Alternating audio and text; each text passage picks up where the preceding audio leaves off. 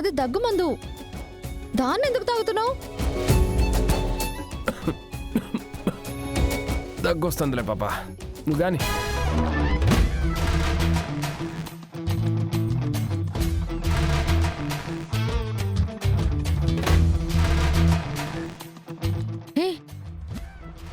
పిచ్చి పట్టిందా నీకేమైనా? ఇవి సిరప్లు, ఇవి తాగకూడదు. ఏదో ఒకటి తాగాలి కదా పాపా, తాగకపోతే అదో మాదిరి ఉంటుంది, అందుకే తాగుతాండా. నీ పని నువ్వు కానీ, నా పని నేను కానిస్తా.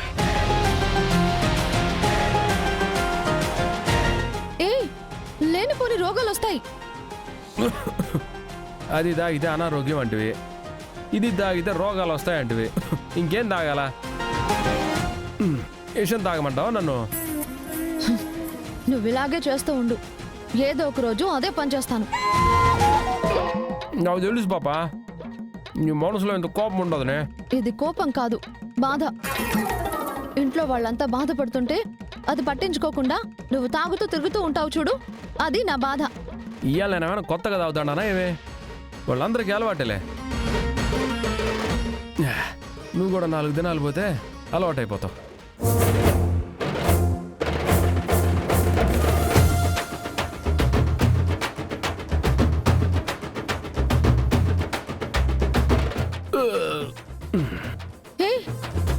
ఏంటో తాగడం?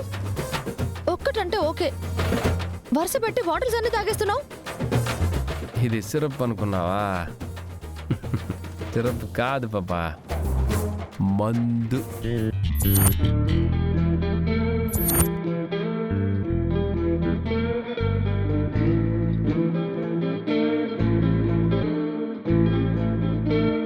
నువ్వు పారబోసావు కదా సిరప్,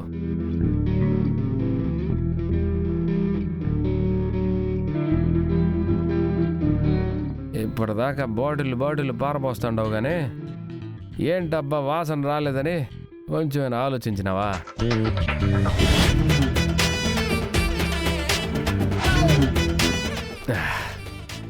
ఒకసారి బాటిల్ వాసన చూడు.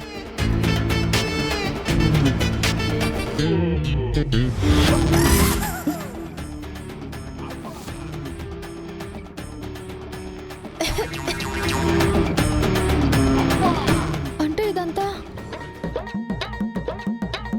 ఇది మందు పాపా, అవే రంగు నీళ్ళు అంటే సిరప్ నీళ్ళు. దీంట్లో ఉండేదంతా దాంట్లో పోసి నీతో ఇబ్బంది లేకుండా దాంట్లో ఉండేదంతా దీంట్లో పోసుకున్నాను.